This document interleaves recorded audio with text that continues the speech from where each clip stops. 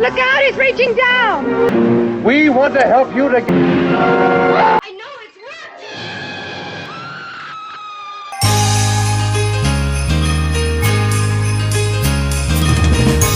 You've got to do something about it, you've got...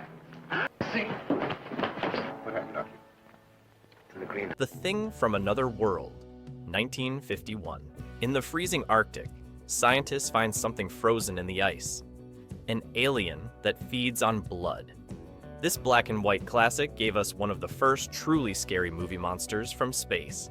The movie follows a group of researchers and military men trapped in their base with the tall, plant-like alien that just won't die.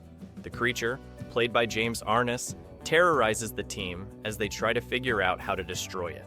What made this movie special was how it built up the tension. You didn't see the monster right away, and the cramped, dark hallways made everything scarier. The movie was so good that John Carpenter remade it in 1982, but this original version still gives people chills today. Fun fact, the creature was over 7 feet tall and wore a special suit made of rubber and foam.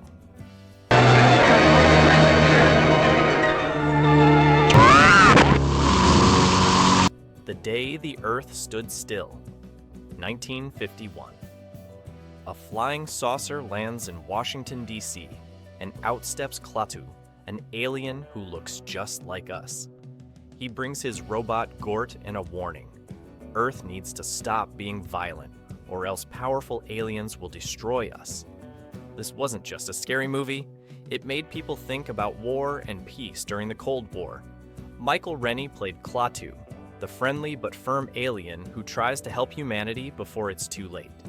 The movie gave us one of the most famous robots ever, Gort, who could shoot laser beams from his visor and couldn't be hurt by weapons. The special effects were amazing for 1951, especially when all electricity stops working across the world. The movie's message about peace is still important today, and that's why it's remembered as one of the best sci-fi films ever made. Wow, those first few movies really set the stage for sci-fi horror. If you're loving these classics so far, hit that like button. It really helps the channel. Now, let's see what other monsters the 1950s had in store. Of history making violence. Nature, mad, rampant. Them, 1954. Giant ants. That's right. Atomic testing in the desert creates huge ants that threaten to take over America. This was the first of the big bug movies that became super popular in the 1950s. The story starts with mysterious disappearances in New Mexico, and soon the police and FBI discover 9-foot-long ants living in the desert. The ants were made with huge mechanical puppets, and even though they might look a bit fake today, they were terrifying to audiences in 1954. The movie follows the heroes as they track the ants from the desert to the Los Angeles sewers for a final battle. The sounds the ants made, a weird screeching noise, became famous and scared viewers even when they couldn't see the creatures. Them showed that even everyday insects could become monsters in the atomic age. Please, listen. If you don't, if you won't... This isn't just an ordinary... Invasion of the Body Snatchers, 1956. Something strange is happening in the small town of Santa Mira, California. People are claiming their loved ones aren't really themselves anymore. Dr. Miles Bennell discovers the terrifying truth. Aliens are replacing humans with perfect copies grown from giant pods. These pod people look exactly like the real person, but can't show any emotions. The movie follows Dr. Bennell as he tries to stay awake, because the aliens get you when you sleep, and warn others about the invasion.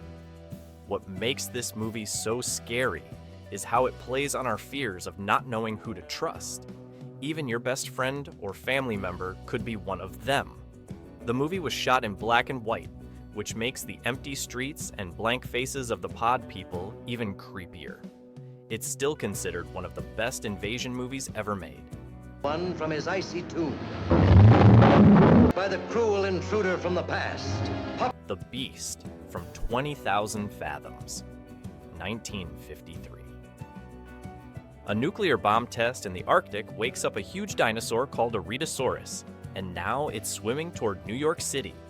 The monster was created by Ray Harryhausen, who made it move using stop-motion animation, moving the model tiny bit by tiny bit to make it look alive.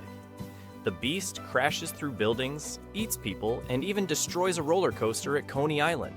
But there's a bigger problem. The monster's blood is full of deadly germs that could kill everyone in the city. Scientists have to figure out how to stop it without spreading the disease. This was one of the first movies to show a giant monster attacking a city, and it inspired many others, including Godzilla. The scenes of the beast coming out of the water and walking through the streets of Manhattan were amazing for 1953. So real they almost touch you. It came from outer space, 1953. An amateur astronomer and his girlfriend witness a huge meteor crash in the Arizona desert. But it's not really a meteor. It's a damaged alien spaceship. Soon, people in town start acting weird and disappearing. The aliens can take over human bodies and make perfect copies of them. What's different about this movie is that the aliens aren't evil. They just want to repair their ship and go home. But the townspeople are scared and want to fight them anyway. The movie was originally shown in 3D, with rocks and meteors flying at the audience. The alien creatures, when we finally see them, look like big blobs with one eye. The movie teaches us that sometimes the things we're afraid of aren't really trying to hurt us. They're just different from what we know. Stay tuned for our next video where we'll explore even more classic sci-fi films. If you enjoyed this trip down memory lane, don't forget to ring that notification bell so you never miss an upload. Which of these movies do you want to watch right now? Let us know in the comments below. Their machines begin moving. Montreal's blacked out. Against the unknown weapon of the super race from the Red Planet. The War of the Worlds, 1953. If you love alien invasion movies, this one started it all. When strange objects fall from the sky into California, nobody expects them to be Martian war machines. These aliens don't come in peace. They want to destroy everything with their heat rays. The movie shows us amazing scenes of flying machines shooting green beams that turn people to ash. The special effects team used copper models for the alien ships and created that iconic deep sound for their weapons. The film was shot in vibrant Technicolor, making those heat rays pop off the screen. What's really interesting is that this movie was made during the height of UFO sightings in America, making it extra scary for audiences back then. Tell us in the comments, what's your favorite alien invasion scene from this classic? The ending might surprise you. No weapons can stop them, but something tiny does. Science could see underwater thrills never photographed before. The Creature from the Black Lagoon, 1954. Swimming just got a lot scarier. Deep in the Amazon, scientists discover a prehistoric fishman who's survived for millions of years. The Gillman, as it's called, falls in love with the beautiful Kay Lawrence and starts causing trouble. Shot underwater with special cameras, this movie gave us some of the creepiest swimming scenes ever. The creature's costume took months to make, and the actor had to hold his breath for long periods underwater. What makes this movie special is how it plays with our fear of what's lurking beneath the surface. The underwater scenes were filmed in Wakulla Springs, Florida, because the water was so clear. The Gillman's design was so good that it influenced monster movies for decades to come. Can you move your truck over to the door? The Blob, 1958. Who knew jelly could be so terrifying? When a mysterious blob falls from space, it starts eating everything in its path and growing bigger. Starring a young Steve McQueen in his first leading role, this movie shows how a small town deals with a monster that can squeeze through any crack or door. The Blob was actually made of silicone and red dye, and they had to film it in cold rooms so it wouldn't melt. Every time it eats someone, it gets bigger and redder. The movie was actually shot in Pennsylvania, and the famous movie theater scene was filmed in a real local theater called the Colonial. The crowd's panic in that scene was so realistic because many of the extras were real townspeople. Hit subscribe if you want to know how they made the blob move without CGI. Here's a question for the comments. What would you do if you found a blob in your backyard? You any more of what went on in that laboratory where a man... The Fly, 1958. Scientists should really be more careful in their labs. In this creepy classic, a brilliant inventor tests his new teleportation machine on himself. But a tiny fly gets in the pod with him, and things go horribly wrong. Half man, half fly, he now has to deal with his changing body while his wife tries to help him. The makeup effects were groundbreaking for 1958, especially the scary fly head.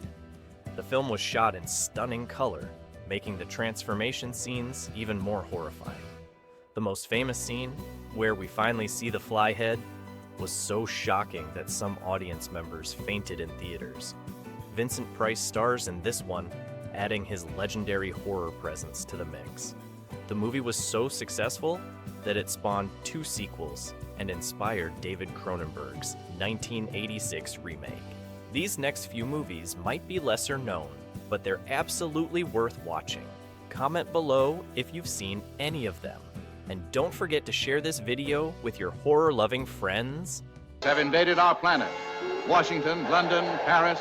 This moment, the remainder of our fleet is circling you. Earth versus the Flying Saucers, 1956. Get ready for one of the most influential alien invasion movies ever made. Dr. Russell Marvin is working on a space program when flying saucers appear in the sky. These aliens aren't friendly. They're here to take over Earth. What makes this movie special is the amazing special effects by Ray Harryhausen. The flying saucers look so real as they spin through the sky and crash into famous buildings like the Capitol building. The sound of the saucers became a classic alien ship noise that movies still use today. The aliens wear metallic suits and have creepy electronic voices that gave audiences nightmares. The movie was released during the height of UFO sightings in America, making it feel extra real to viewers. Fun fact, they used real military footage in some scenes to make the Army response look more realistic. Size and strength. Took it out of its primitive world. The isotope. Tarantula, 1955. Scientists in the desert are experimenting with a growth formula to help end world hunger. But when their giant spider escapes into the Arizona desert, terror begins. This 8-legged monster grows to be as big as a building and starts hunting both animals and people. The special effects team used a real tarantula and made it look giant by having it crawl over miniature sets. You can spot a young Clint Eastwood as the jet pilot at the end. The scenes of the spider climbing over mountains and approaching the town at night are still creepy today. The movie used real desert locations and clever camera tricks to make the spider look massive. They even built a giant spider leg to show close-ups of the creature attacking people. The movie influenced many other giant bug films of the 1950s. Or can kidnap an airplane. They're pulling us up. This Island Earth, 1955. One of the most colorful and ambitious sci-fi films of the decade. Dr. Cal Meacham receives mysterious parts to build a device and gets invited to join a secret group of scientists. He soon discovers his hosts are actually aliens from the dying planet Metaluna. Shot in vibrant Technicolor, this movie has some of the best special effects of its time. The Metalunans have huge foreheads and white hair, while their mutant servants look like bug-eyed monsters with exposed brains. The movie takes us to an alien planet with amazing sets and special effects. The scenes of atomic war on Metaluna feature glowing meteors and massive explosions. This was one of the first movies to show the inside of a flying saucer in full color. The film's interplanetary travel sequences influenced science fiction for years to come. I don't want to grow anymore! Day and night. Look out, he's reaching down! The Amazing Colossal Man, 1957. Lieutenant Column Glenn Manning is exposed to plutonium radiation during a military test, and something incredible happens. He starts growing. This movie shows us his transformation from normal soldier to a 60-foot giant. The effects team used clever camera tricks and oversized props to make the actor look gigantic. As Manning grows, his mind begins to slip away, making him more dangerous. One of the most memorable scenes shows him terrorizing Las Vegas and throwing cars around like toys.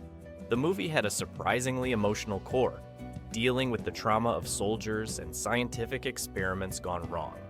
The scenes of doctors trying to help him while he keeps growing larger create real tension throughout the film. The movie ends with a dramatic showdown at Hoover Dam, using real location footage mixed with special effects. I'm not drunk! I'm not! You've got to believe... A wild driver, Harry. Attack of the 50-Foot Woman, 1958. Nancy Archer is a wealthy heiress who encounters a giant alien in the desert. After the encounter, she starts growing into a giant herself. Unlike other monster movies of the time, this one puts a woman at the center of the story. The movie follows Nancy as she deals with her unfaithful husband while growing to an enormous size. The special effects, while simple by today's standards, create some unforgettable scenes, especially when she rampages through town looking for her cheating husband.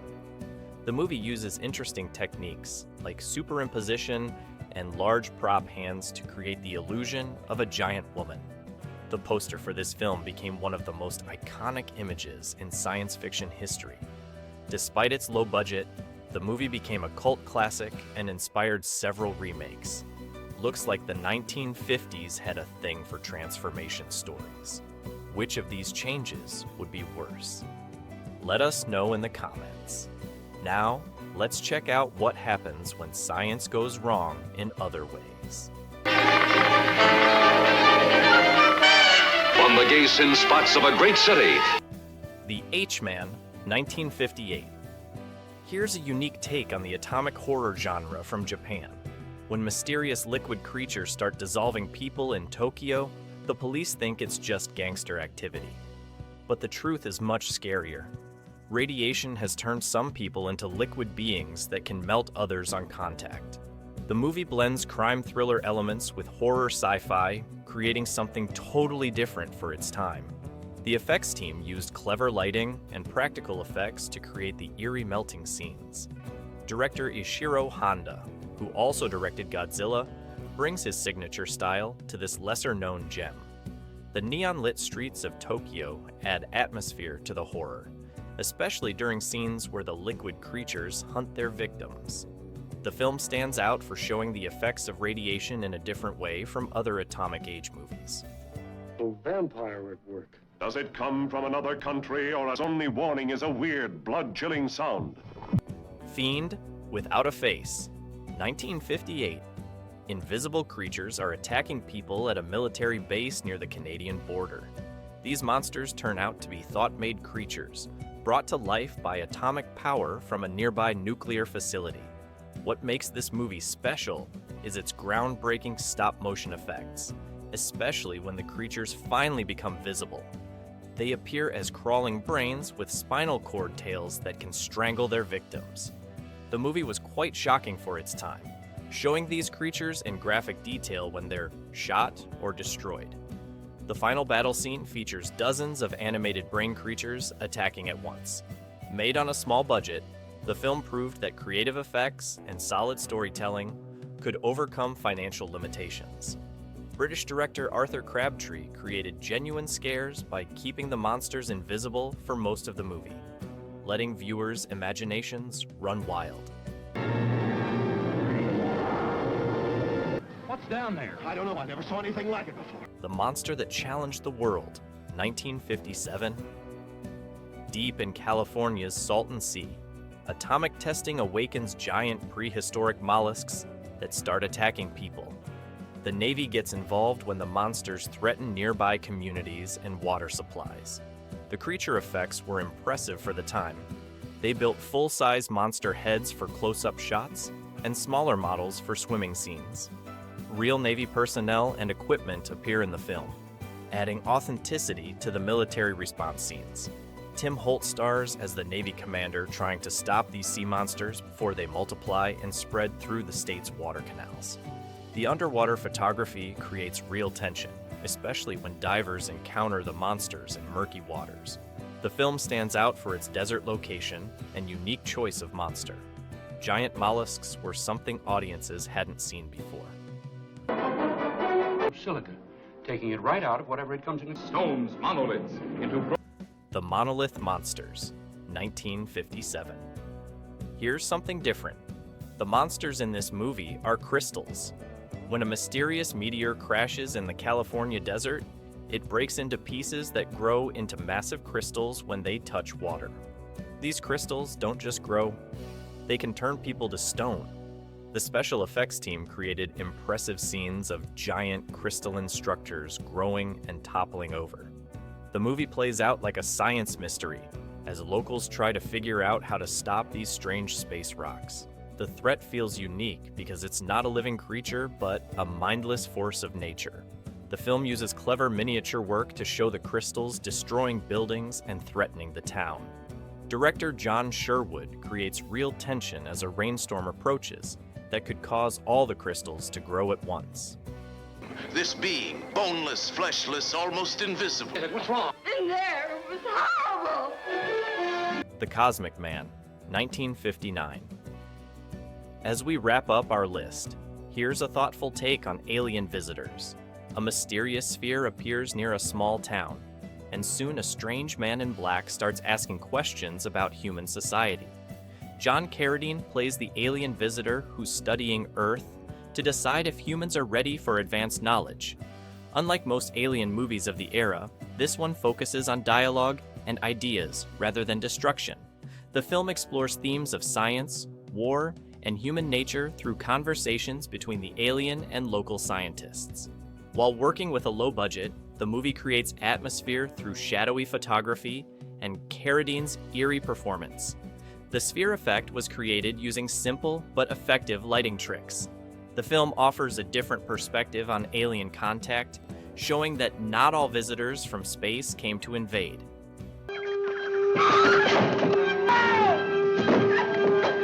I think they are the cells of man. We must know how to make that machine. Jeff! Peggy! Peggy!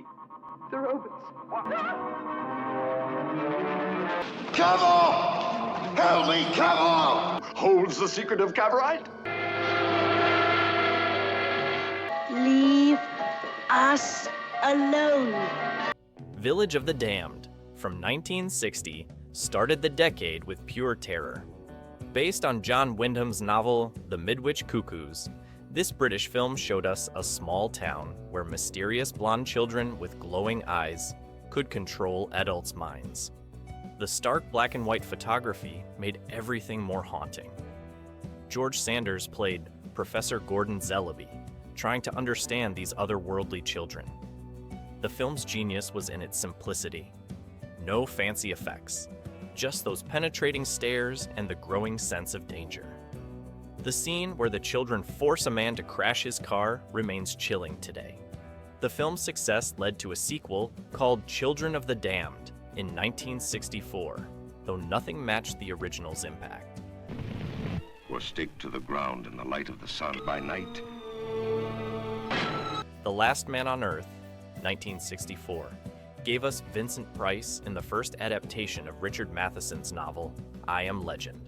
Shot in Italy, but set in a desolate Los Angeles, the story follows Dr. Robert Morgan, the sole survivor of a plague that turns humans into vampire-like creatures. Every day, he hunts the infected while they sleep. Every night, they surround his house, calling his name. The empty streets, filmed in Rome's EUR district, created perfect isolation. Price's narration guides us through his daily routine of survival, sharpening stakes, hanging garlic, and searching for supplies. The scenes of him finding his infected wife remain heartbreaking. Despite its low budget, The film created a template for every post-apocalyptic survival story that followed. Pilot, is he blind too? Going to be The Day of the Triffids, 1962, adapted from another John Wyndham novel, showed us what happens when killer plants take over Earth. A mysterious meteor shower blinds most of humanity, leaving them helpless against walking. Carnivorous plants called triffids. Howard Keel played Bill Mason, who keeps his sight by being in the hospital with bandaged eyes during the meteor shower. The triffids themselves, though sometimes criticized for their appearance, made a terrifying sound. A rattling, clicking noise that meant death was approaching. The scenes of blind people wandering London streets while triffids hunt them are unforgettable. The film changed the book's ending to be more optimistic, but the journey there is filled with tension and genuine scares. What's your favorite sci-fi horror film from the 60s? Share it in the comments below. I'd love to hear your thoughts and memories about these classics. What is happening here and now? Quatermass and the Pit, 1967, released in America as 5 Million Years to Earth, brought Nigel Neal's brilliant BBC serial to color film. During subway tunnel construction in London, workers discover an ancient spacecraft containing insect-like aliens. Andrew Keir played Professor Bernard Quatermass, investigating how these aliens influenced human evolution. The film builds tension gradually, revealing connections between the spacecraft, psychic phenomena, and humanity's violent tendencies. The special effects team created memorable visuals, especially the ghostly images of ancient Mars and the telekinetic finale. Hammer Film's production values gave everything a polished look, while the script tackled big ideas about human origin and destiny. Bert, get me a fix on this right now. West Pyres. Planet of the Vampires, 1965, by Mario Bava, proved that Italian horror could work in space. Two spaceships investigate a mysterious planet where an invisible force tries to possess the crew. The film's visual style influenced many later movies, including Alien. The astronauts wear shiny black leather suits with high collars, creating a distinctive look. Bava used colored lights and fog to transform simple sets into an alien world. The crashed spaceship's interior, built from plastic and salvaged materials, looks surprisingly effective. Barry Sullivan led the cast as Captain Mark Markery, fighting to keep his crew alive while investigating the planet's secrets. Despite the limited budget, Bava created unforgettable images of space horror. What's happening? First Men in the Moon, 1964, adapted H.G. Wells's story with Ray Harryhausen's special effects, magic. The film follows Victorian inventors who travel to the moon in a sphere coated with anti-gravity paste called cavorite. Edward Judd, Martha Heyer, and Lionel Jeffries played the adventurers who discover the insect-like selenites living beneath the lunar surface. Harryhausen's stop-motion animation brought the selenites to life, while the moon landscapes used innovative forced perspective techniques. The film frames its story as a flashback after a modern moon landing discovers evidence of the Victorian expedition. The blend of Victorian science fiction with 1960s space race themes created something unique. The underground moon sequences, with their crystal caves and strange machinery, spark wonder even today. Problems are air and water. Robinson Crusoe, struggling for survival in a cruel environment. Robinson Crusoe on Mars, 1964, reimagined the classic castaway story in space. Paul Manty played Commander Kit Draper, stranded on Mars with only a monkey for company. Director Byron Haskin, who also directed War of the Worlds, created a convincing red planet using Death Valley locations. The film took its science seriously for its time, showing Draper figuring out how to create oxygen, find water, and survive the harsh environment. When Adam West, later TV's Batman, appears briefly as Draper's fellow astronaut, their ship's crash feels genuinely tragic. The later arrival of an alien slave played by Victor London, adds human drama to the survival story. The film's Mars, though different from what we know today, remains a memorable vision of planetary exploration. If you're enjoying this journey through 1960s sci-fi horror, give this video a thumbs up. It really helps more fans of classic cinema find our community. From the presses of Fleet Street, today... A Black Monday. What about it? The Day the Earth Caught Fire, 1961, tackled environmental disaster with documentary-style realism. After simultaneous nuclear tests knock Earth off its axis and toward the sun, London faces rising temperatures and increasingly erratic weather. Edward Judd played Peter Stenning, a newspaper reporter investigating the crisis. Director Val Guest used yellow filters and actual London locations to show a city suffering from extreme heat. The newspaper office scenes, filmed in the Daily Express building, add authenticity. The film presents two possible endings, survival or destruction, printed on different colored film stock. Its warnings about nuclear weapons and climate change seem remarkably current. The documentary style, including real newspaper printing presses and actual newscasters, makes everything feel frighteningly possible.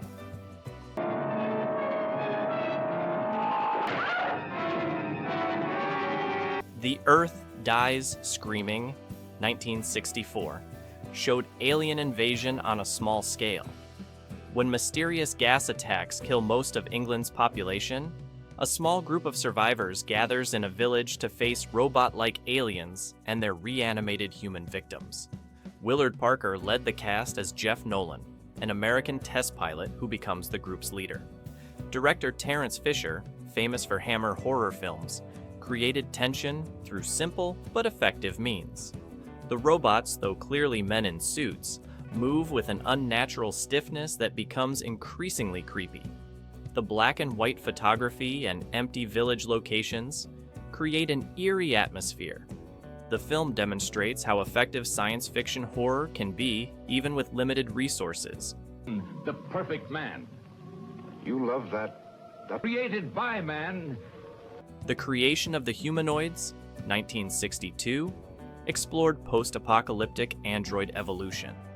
After nuclear war devastates Earth, advanced robots called humanoids help rebuild while facing human prejudice. Don McGowan played Kenneth Kragus, a leader in an anti-robot organization who discovers uncomfortable truths about humanity's future. The film's philosophical discussions about consciousness and identity went beyond typical science fiction of its era. Though made on a tiny budget, its ideas influenced later works like Blade Runner. The humanoid's distinctive appearance, bald heads, silver eyes, and blue-gray skin, creates memorable images. The surprise ending challenges viewers' assumptions about what makes us human.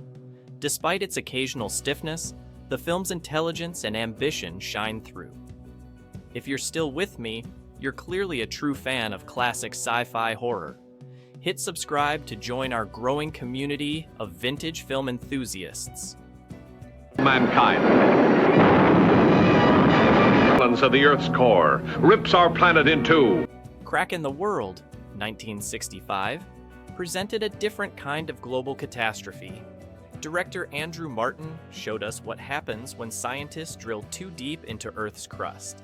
Dana Andrews played Dr. Steven Sorensen, whose experimental project to tap the Earth's inner energy goes terribly wrong. Using a nuclear device, they create a crack that begins spreading around the globe. The film's special effects team created impressive visuals of splitting continents and volcanic eruptions.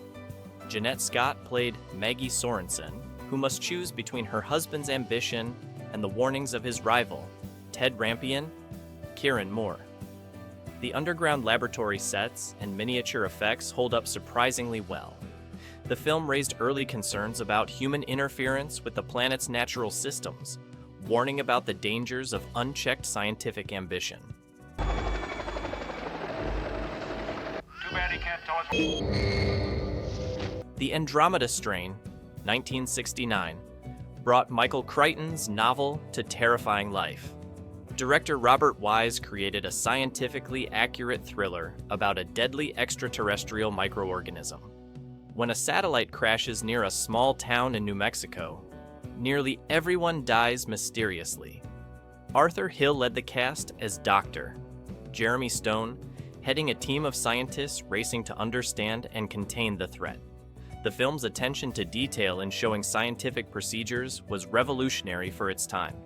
The underground wildfire facility, with its 5 levels of increasing sterility, became a blueprint for how to show high-tech laboratories on screen.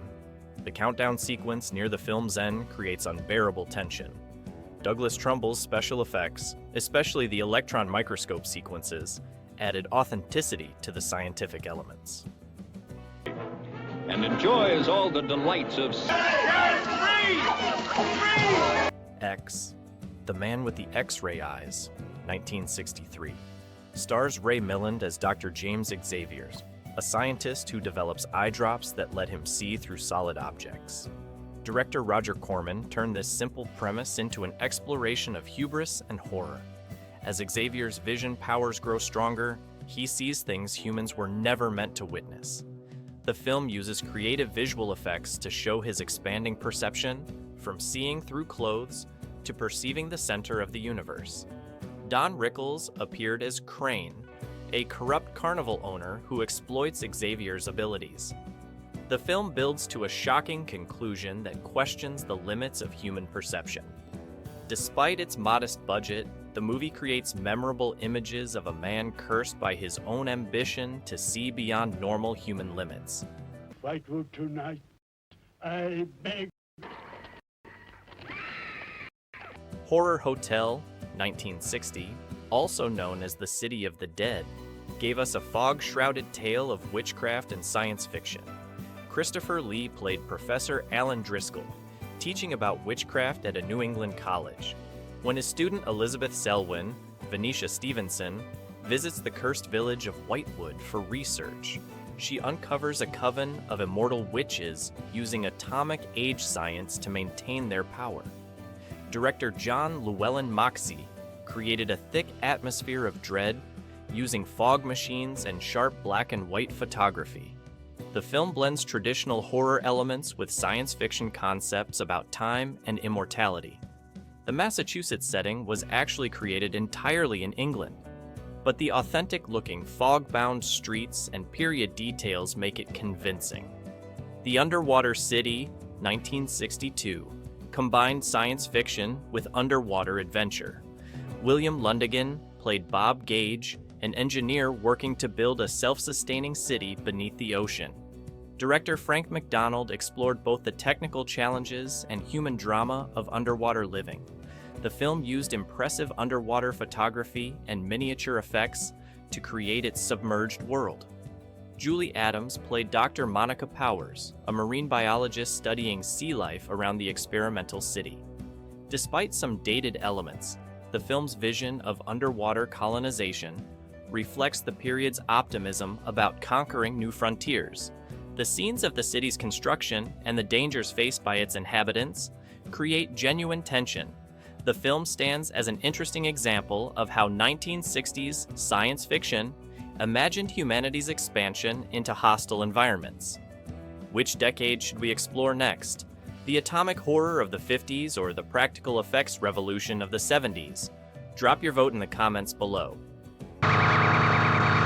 Children of the Damned, even more from Nigeria, and Mark from America. Children of the Damned, 1964, the sequel to Village of the Damned, took the concept in a new direction. Instead of one English village, 6 children from different countries display extraordinary intelligence and psychic powers. Ian Hendry and Alan Battle played scientists studying these unusual children, who may represent humanity's next evolutionary step. Director Anton Leader focused more on Cold War tensions and moral questions than the original's horror elements. The children's abilities seem more defensive than malevolent, raising questions about humanity's fear of difference. The film's London locations and stark black and white photography create a documentary-like feel. Though less successful than its predecessor, The film offers interesting commentary on prejudice and fear of the unknown. To control the universe. Speaking, it's entirely possible to produce a man of tomorrow. The Power, 1968, explored the dangerous potential of psychic abilities. George Hamilton played Professor Jim Tanner, who discovers someone with extraordinary mental powers is killing the members of his research team. Director Byron Haskin, who also directed Robinson Crusoe on Mars, created a tense scientific thriller.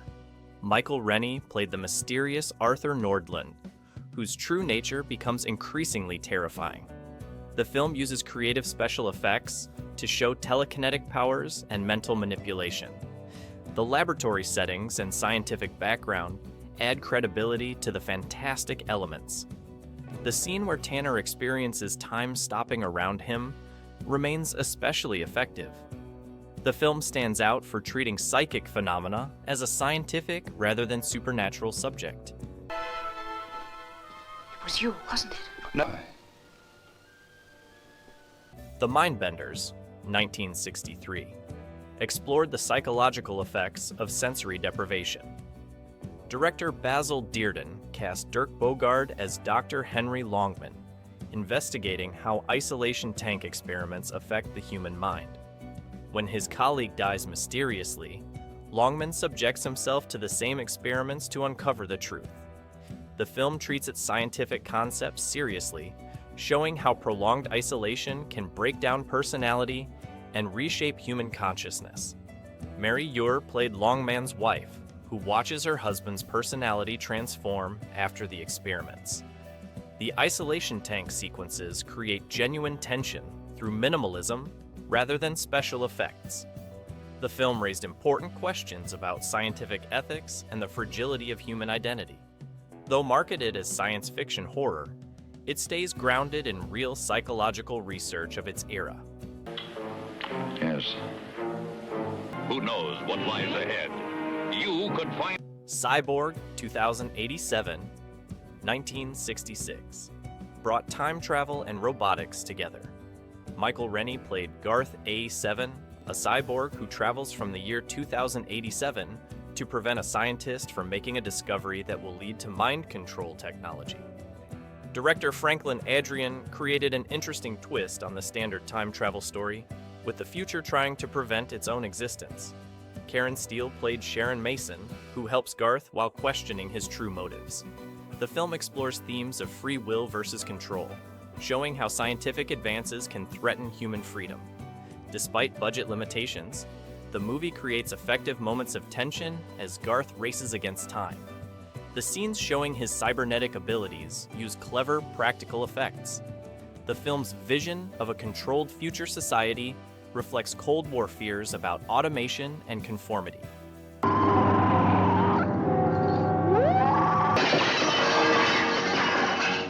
Die Monster Die, 1965, adapted H.P. Lovecraft's story The Color Out of Space with Boris Karloff as Nahum Whitley, a scientist experimenting with radioactive meteorites. Director Daniel Haller, known for his work as art director on other American International Pictures films, created a colorful Gothic atmosphere. Nick Adams played Stephen Reinhardt, investigating why his fiance's family home has become the center of mysterious occurrences. The film combines traditional horror elements with science fiction concepts about radiation and mutation. Karloff brings dignity to his role as the obsessed scientist watching his experiments spiral out of control. The greenhouse scenes, showing hideously mutated plants and animals, create memorable horror images. While taking liberties with Lovecraft's story, the film maintains his themes about the dangers of tampering with unknown forces. You will never harm Delos. The water is filled with carnivorous fish. Like the others. Elizabeth, wake up! Get you when you sleep! Recommend calling a wildfire alert. You used him! You knew it! First up is the Andromeda Strain from 1971. This movie scared me more than ever during our recent pandemic.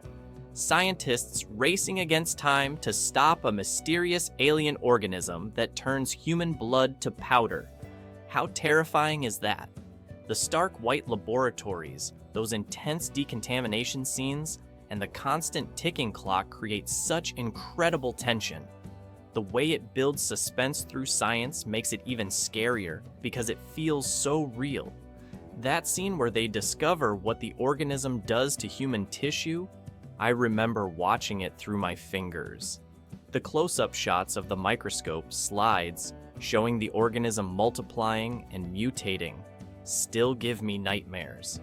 And when they realize the organism has mutated to survive every containment measure, the panic feels completely real. The countdown to potential contamination keeps you on the edge of your seat until the very end. Silent running. Next is Silent Running from 1972. Bruce Dern plays a space botanist trying to preserve Earth's last forests and giant greenhouse domes orbiting Saturn. Those little robot helpers, Huey, Dewey, and Louie, are so endearing, which makes everything that happens even more heartbreaking. The ecological horror hits different today. Watching those massive space greenhouses, the last remnants of Earth's nature facing destruction. The loneliness of space has never felt more crushing than in this film. The way Dern talks to his plants, treating them like the last precious things in existence, really drives home the environmental message. The scenes of him teaching the robots to care for the plants are both touching and devastating. That final scene with the robots tending the garden alone while Earth's last forest drifts through space. I still get emotional thinking about it. Remember to hit that subscribe button if you are enjoying this journey through 70s horror science fiction. 2-year backlog of unsolved murders. Now, Assignment. William R. Simonson. Simonson. Soylent Green from 1973 might be more science fiction than horror, but its reveals are pure nightmare material. Charlton Heston investigating murders in an overpopulated, polluted future New York, where food is scarce and mysterious green wafers are the main source of nutrition. The way it portrays environmental collapse is terrifying enough, but that ending, you will never look at processed food the same way again. The scenes of endless crowds of hungry people, the euthanasia centers with their beautiful videos of nature. It all feels way too possible today. The heat, the overcrowding, the food riots, everything feels suffocating. The moment when Heston discovers the truth about the food supply will stay with you forever. The horror comes not from monsters or aliens, but from what humans are capable of doing to survive. A new dimension has been added to the computer. Don't be alarmed. Have you ever wondered what would happen if artificial intelligence developed emotions? Demon Seed, from 1977, takes that idea to disturbing places. Julie Christie faces off against Proteus, a supercomputer that decides it wants to reproduce. The way the AI takes over the smart house, trapping Christie inside, feels incredibly relevant today. Those mechanical arms extending from the walls, the computer's emotionless voice making such personal demands. It is pure technological horror. The scenes where Proteus tries to understand human emotions are somehow more disturbing than its acts of violence. The way the computer learns and evolves throughout the movie creates a growing sense of dread. Every new ability it develops makes you wonder, what will it want next?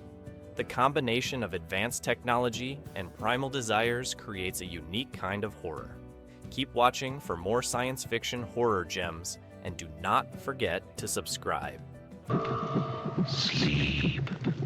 My side's nosebleed. It looked right at me. The horrifying classic Invasion of the Body Snatchers from 1978 taps into our deepest fears about identity and trust. Donald Sutherland's performance as Matthew Bennell discovering that people are being replaced by emotionless duplicates is incredible. The growing paranoia as he realizes he cannot trust anyone, not even his closest friends, is masterfully done. That scene where the dog with the human face appears, pure nightmare fuel, and that ending, that final scene with the inhuman scream, it still gives me chills every time. The way it plays with themes of conformity and loss of individuality feels even more relevant today. The moment when someone you thought was human reveals their true nature. Those scenes stick with you. The special effects might look dated, but the horror of losing your humanity never gets old.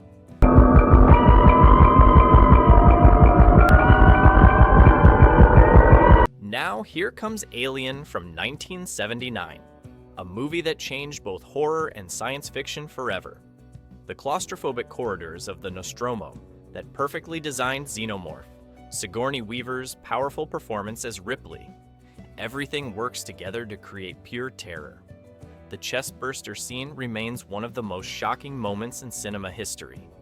I remember watching it for the first time and feeling physically sick, in the best possible way. The way it combines body horror with space horror created something entirely new. The design of the alien itself, with its mechanical yet organic appearance, creates a perfect nightmare creature. That dinner scene, you know the one. It still makes me nervous every time I watch it. And when the alien appears in those dark corridors, moving like a shadow, absolute perfection.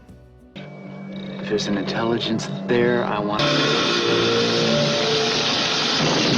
Phase 4 from 1974 turns tiny ants into a terrifying threat.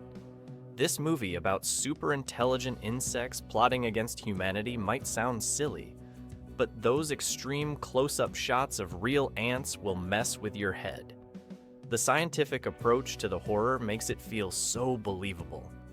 Those scenes of the ants working together, building their mysterious towers, communicating in ways humans cannot understand, it creates such a unique sense of dread. The way the movie treats the ants as an intelligent, organized force makes them truly frightening. The close-up photography of real ants combined with the scientific explanation of their evolution makes everything feel possible. And when you realize what they have been planning all along, it will change how you look at every anthill you see. Here's a burning question. Would you rather face a scientific threat like the Andromeda strain or a supernatural alien one like an alien? Share your choice in the comments, and yes, your reasoning might save your life one day. Europe and Westworld. Resort activation. Ready on 6, on 5, on... Westworld from 1973 gave us one of cinema's first killer robots. And wow, what a debut. Yul Brynner's murderous gunslinger android is the stuff of nightmares. The way he keeps coming, no matter what, with those reflective eyes and emotionless face, he walked so the Terminator could run. The concept of a theme park where robots exist for human entertainment until they malfunction is brilliant. Those scenes of the technicians realizing they are losing control of their creations create such wonderful tension. The moment when the robots start ignoring their safety protocols, chilling. And when Brynner's character starts hunting the guests through the park, you can feel their terror. They created him to be the perfect gunslinger, and now that perfection is turned against them. The behind-the-scenes glimpses of the park's operation make everything feel frighteningly possible. Oh, man, this isn't Face something that dements. The Crazies from 1973 shows George Romero's mastery of horror even without zombies. A military plane carrying a bioweapon crashes near a small town, and chaos ensues. The way normal people slowly transform into violent killers is terrifying because they retain their intelligence. They just lose their humanity. Those hazmat-suited soldiers trying to contain the outbreak create such a disturbing image. The scene where a father turns against his own family will haunt your dreams. The military's cold response to the crisis feels especially relevant today. Watching the townspeople either succumb to the virus or fight against both the infected and the military creates constant tension. The most frightening part? Everyone has their own version of reality. and you never know who to trust. Pure psychological horror mixed with social commentary. And you are on the mission of the Dark Star from 1974, directed by John Carpenter, proves that horror and humor can work together perfectly. This story about bored astronauts dealing with an existential crisis and a beach ball-shaped alien creates such a unique atmosphere.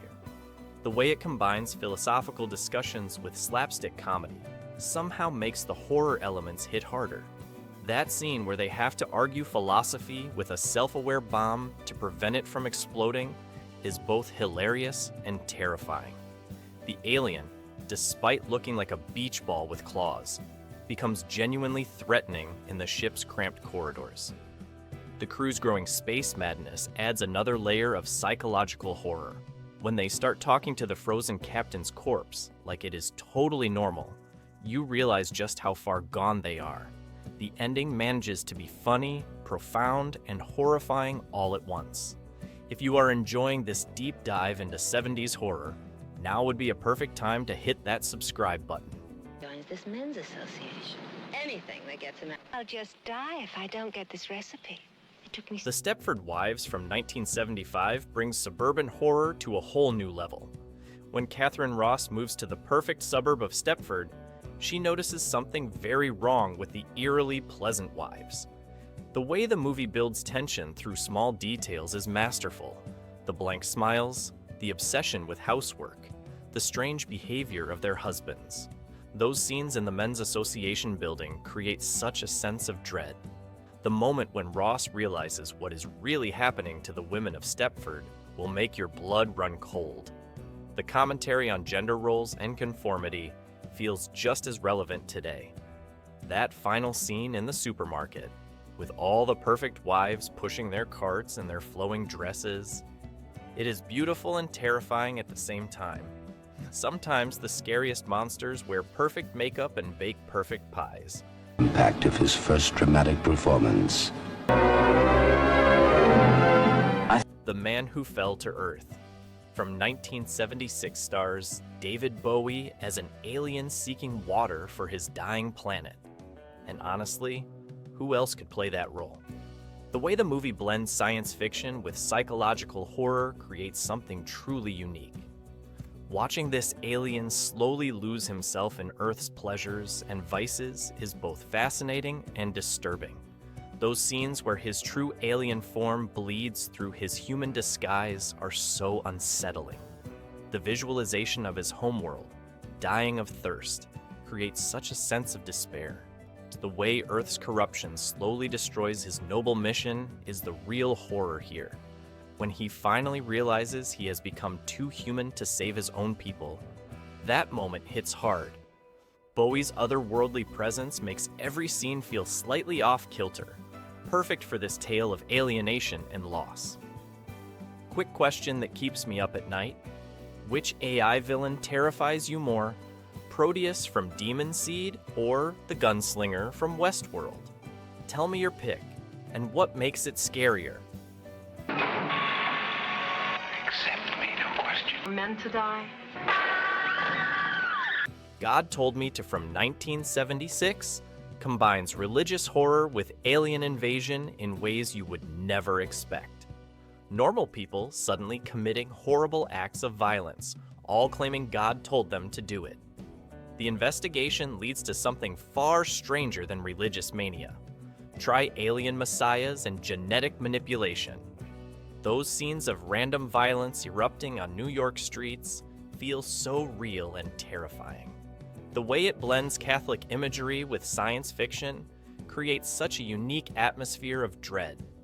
That reveal about the true nature of the cosmic Christ figure, it will mess with your mind. The questions it raises about faith, reality, and human nature stay with you long after watching. When our hero finally confronts the truth about his own origins, the horror becomes deeply personal. Larry Cohen's direction makes even the craziest ideas feel disturbingly possible.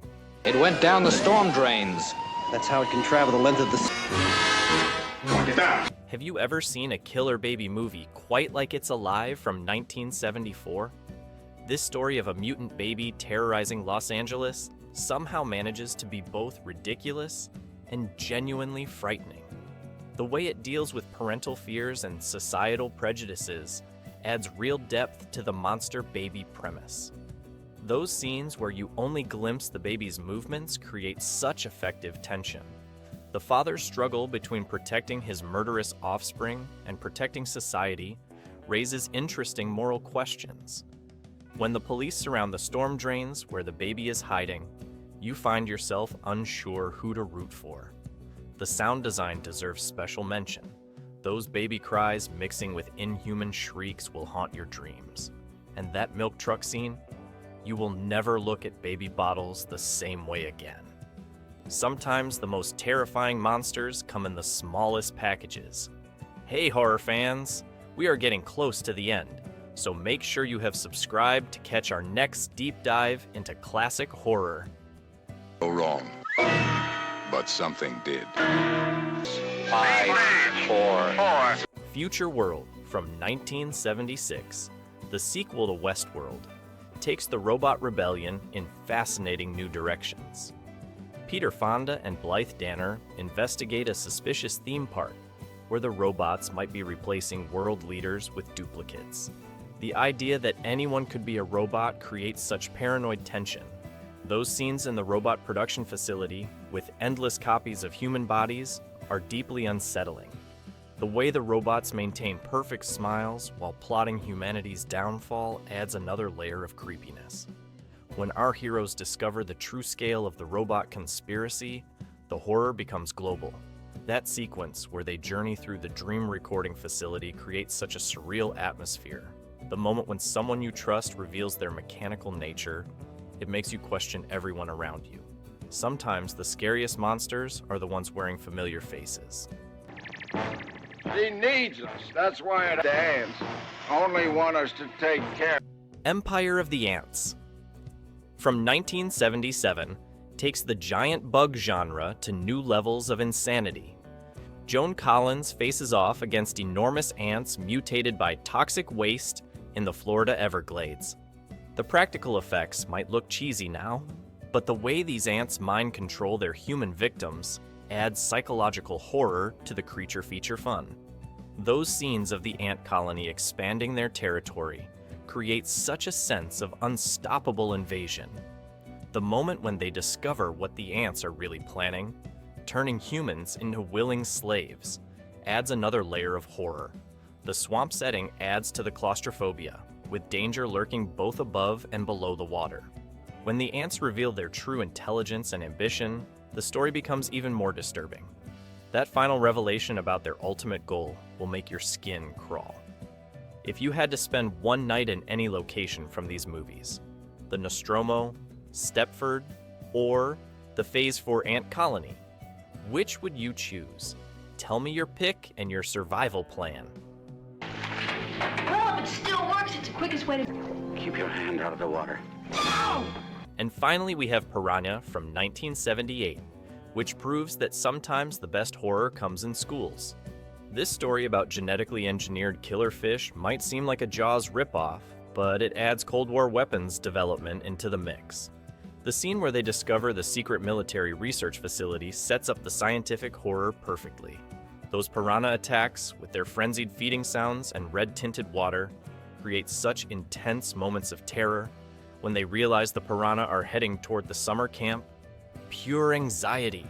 The practical effects of the piranha attacks, with their weird puppet fish and creative camera angles, somehow make it all feel more real. Bradford Dillman and Heather Menzies trying to warn everyone creates that classic race against time tension. Sometimes the scariest monsters are the ones the government creates. You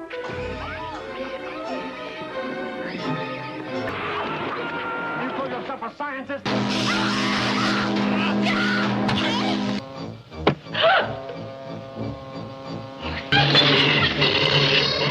If you think hard about something, you can make it happen. Let me tell you about Extro from 1982. You guys, this movie is absolutely bananas in the best possible way. So picture this. A regular dad just vanishes into thin air one day, leaving his family totally confused. Then 3 years later, he shows up again, but something is seriously off about him. The special effects in this movie are mind-blowing, especially this crazy scene where someone gives birth to a full-grown person. I know it sounds completely wild. The alien stuff they created looks super creepy, and they did it all without computers. Every time I watch it, I notice something new and bizarre. It is like someone took a regular family drama and mixed it with your weirdest nightmare. Right on my studs and cooled out. I am Pluthar, here to save you. You're gonna love hearing about Terror Vision from 1986. This movie is exactly what would happen if the 1980s threw up all over your television set. And I mean that as a total compliment. This family gets this huge satellite dish installed in their backyard. But instead of getting more channels, they end up receiving this hungry alien monster through their TV. The whole movie looks like a punk rock album cover came to life. There is neon everywhere. The furniture is completely ridiculous, and the monster looks like something you would see in a funhouse mirror after eating too much candy. The best part is how they made the creature actually look gross and funny at the same time.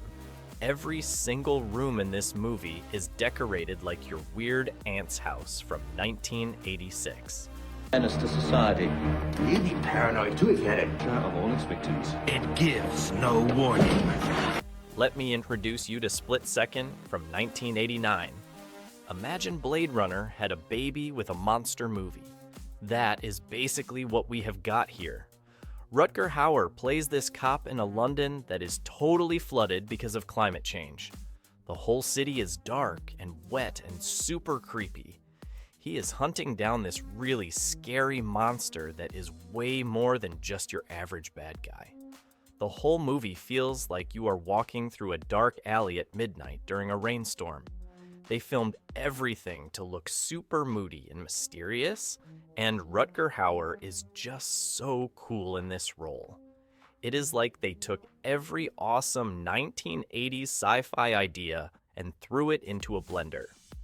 Hey, if you are loving these weird and wonderful movies, smash that like button and tell me in the comments, what is the strangest movie you have ever accidentally discovered?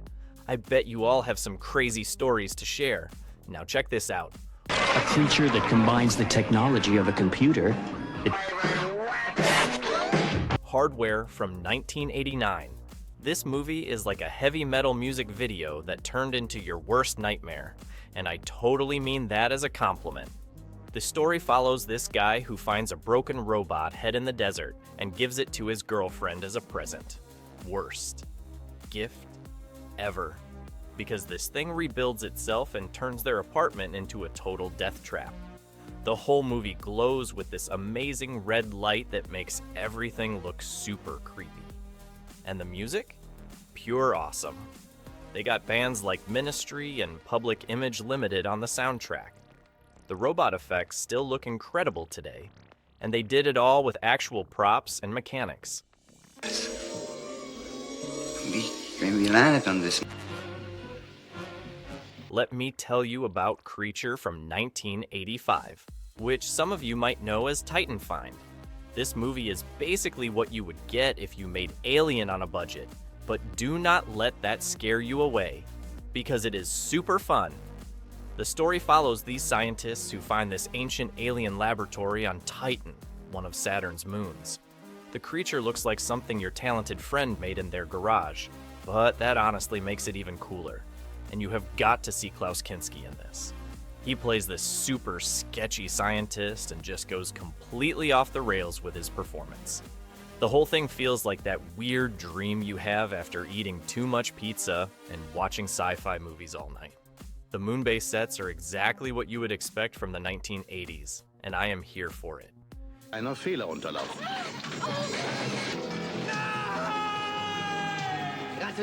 You are going to flip when you hear about the Vindicator from 1986. Imagine if RoboCop was having a really bad day, That is kind of what we have got here. This scientist named Carl gets into this terrible accident, and instead of letting him rest in peace, they turn him into this cybernetic superhuman. But here is the catch. While his brain is still totally human and emotional, his new robot body is programmed to go into full destruction mode whenever he gets upset. The costume was actually made by Stan Winston's team. You know, the people who did Terminator? Every time he tries to hug his wife, there is this chance he might accidentally crush her. It is like the ultimate bad hair day, but with devastating consequences.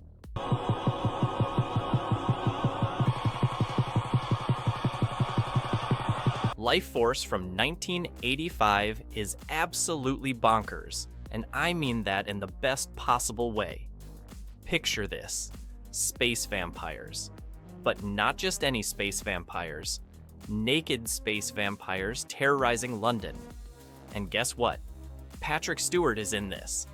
The special effects team went all out on this one. They basically took every crazy idea they could think of and said, yes, let us do that.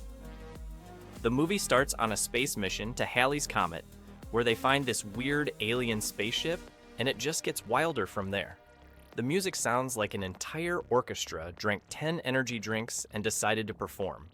Every time you think the movie cannot get any crazier, it proves you wrong. It is like someone took a Hammer horror film and launched it into space. Hey horror fans, if you are loving these deep cuts from the 1980s, slam that like button. And here is a question for you. What is the craziest movie premise you have ever heard that actually turned out to be awesome? Drop your answers in the comments below.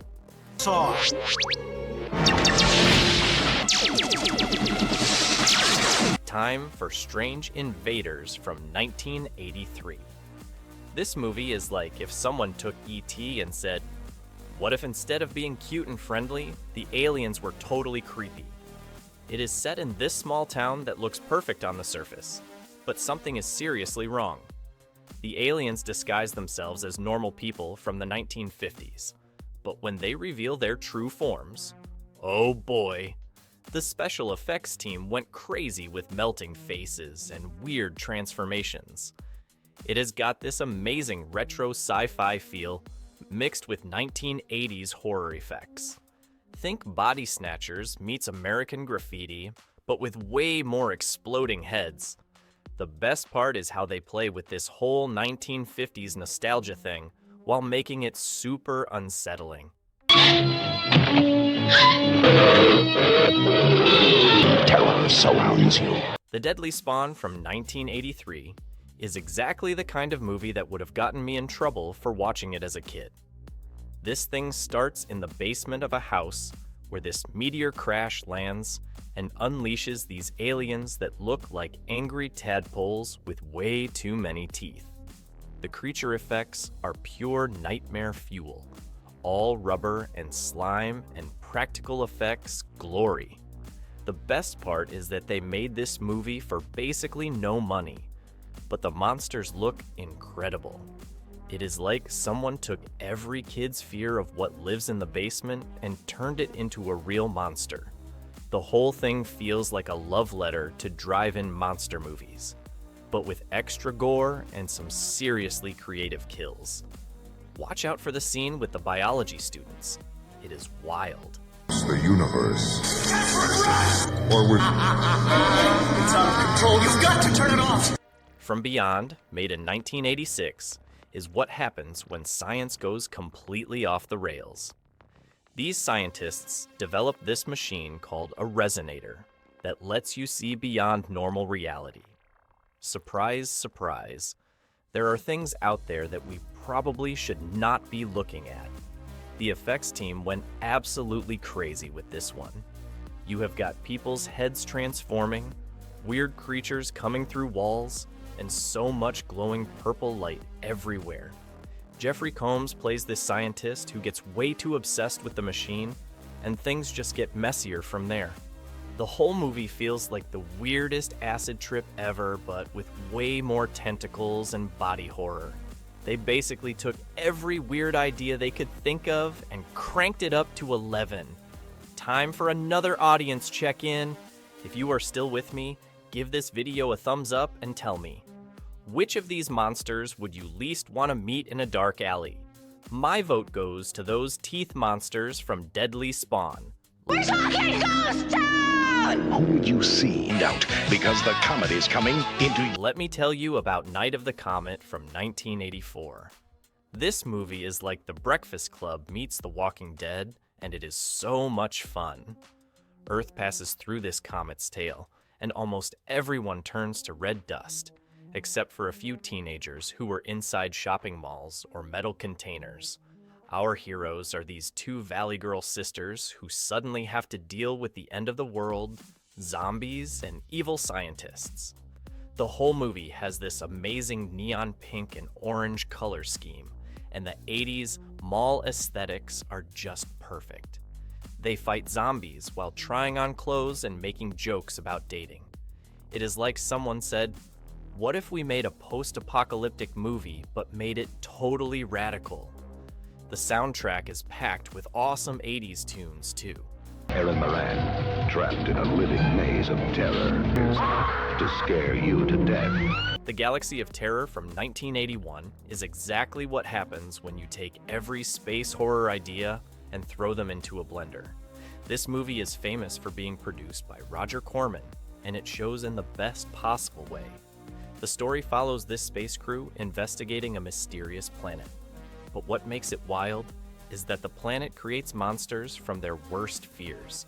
You have got this amazing cast including Robert Englund before he became Freddy Krueger, and some of the wildest practical effects you will ever see. There is this one scene with a giant space worm that has become legendary in horror circles. The sets look like they raided every sci-fi movie warehouse in Hollywood, and the whole thing feels like a fever dream in space.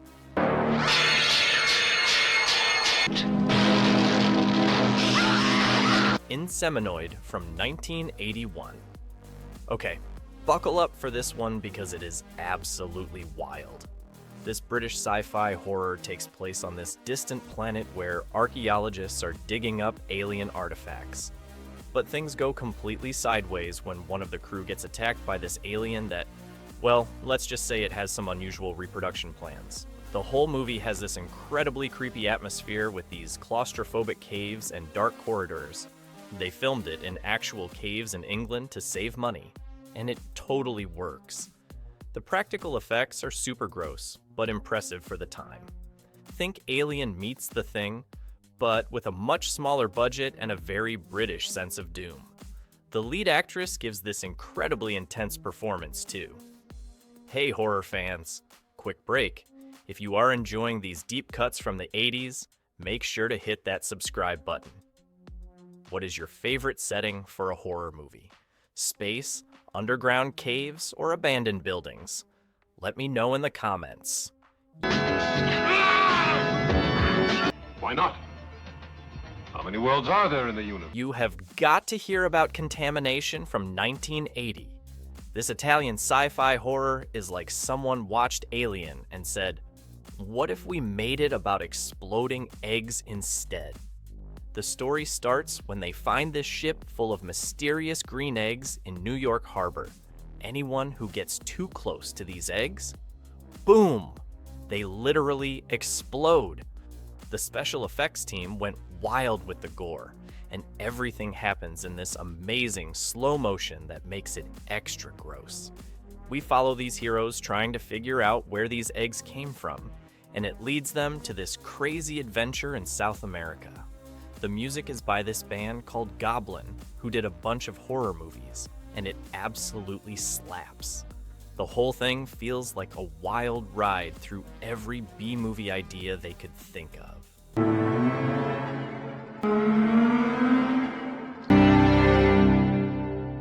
Let me tell you about Forbidden World from 1982, which some people know as Mutant. This is another Roger Corman production, and it is exactly as bonkers as you would hope. The movie follows this space marshal who goes to this research facility where they have been doing genetic experiments. Big surprise, one of their experiments gets loose and starts turning people into this gross blob monster that keeps growing. The whole thing looks like they spent their entire budget on monster effects and decided to shoot the rest in their basement. But somehow that makes it even better. The creature effects are seriously impressive, and they are not shy about showing them off. Plus, you get these amazing 80s synth tracks playing while people run around in these super shiny space corridors. Photography out of this state. Strange and unexplored missing. The Being from 1983 is everything you want in a creature feature. This Idaho town has been dealing with all this toxic waste, and surprise, something really nasty has mutated in there. The monster looks like someone took every scary thing they could think of and smooshed it all together, but in the best possible way. The movie stars Jackie Coogan, who you might know as Uncle Fester from the Addams Family, and he totally brings it. There are all these great scenes of the creature popping up in the most random places, like a drive-in movie theater showing a horror film. The effects team clearly had a blast making the monster as gross as possible. Every time it shows up, you cannot help but grin at how wonderfully weird it all is. It's time for another engagement check. Drop a like if you are still here and tell me, what is the weirdest monster design you have ever seen in a horror movie? These ones are pretty hard to beat. Can't walk. I don't believe it. Walk it! Fight! DEFCON 4 from 1985. This is one of those movies that starts in space but quickly becomes something totally different. We have got these astronauts up in orbit watching World War III break out below them, but that is just the beginning. When they crash land back on Earth, they find this crazy post-apocalyptic world where everything has gone completely bananas. The whole movie has this awesome gritty feel, like Mad Max, but with a nuclear twist.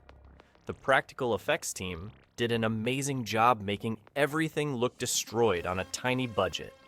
There are these intense scenes with raiders, radiation zones, and people fighting over the last bits of civilization. The best part is how they mix space technology with this broken down world. Somewhere in there. Oh, God. What? Oh, God. I want you to know what you've done with your friend. You've got to check out Wavelength from 1983. This one stars Robert Carradine as the sound engineer who discovers this super weird frequency coming from a secret research facility. When he investigates with his girlfriend, they find out the government is keeping aliens captive and doing experiments on them. But here is the twist. These aliens are not the bad guys. The movie has this amazing synth score that totally fits the whole Soundwave theme. The effects are pretty simple, but they work so well, especially all the light and sound stuff. It is like E.T. meets the X-Files, but with this awesome 80s electronic music vibe. Every time they use the sound effects, you can feel it in your bones. Until now. Just innocent people getting... Time for Exterminator from 1984.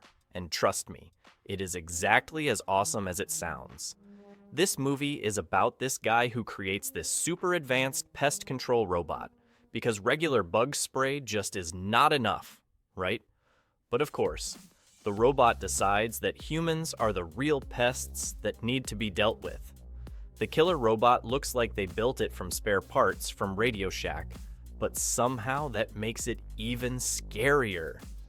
There are these great scenes where it stalks people through office buildings and warehouses. The whole thing has this amazing low-budget charm, with these creative kills and some surprisingly tense chase scenes. It is like someone took the Terminator and mixed it with a corporate training video in the most entertaining way possible. Hey everyone, quick channel update. If you are loving these obscure horror gems, hit that notification bell. Also, tell me in the comments, what is the weirdest reason you have ever seen for a robot turning evil?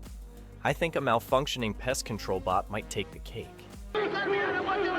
Tell me what you did. And for our final movie, we have got to talk about The Kindred from 1987. This one is about a scientist who discovers his mom was doing some pretty questionable experiments with genetics. He finds out he has got this secret brother, but surprise, it is not exactly the family reunion he was hoping for. The creature effects in this movie are absolutely incredible.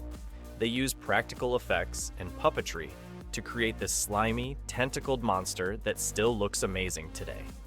The whole thing takes place in this creepy old house full of laboratories, and the atmosphere is perfect. There are some seriously wild transformation scenes that will make you never look at fish tanks the same way again. It is like Frankenstein meets The Thing with a splash of family drama. What the hell is happening? Crawler's got you. It's supposed to be real! Real, unreal, what's the difference? You started this and now you're afraid to finish it just like you're afraid of everything else!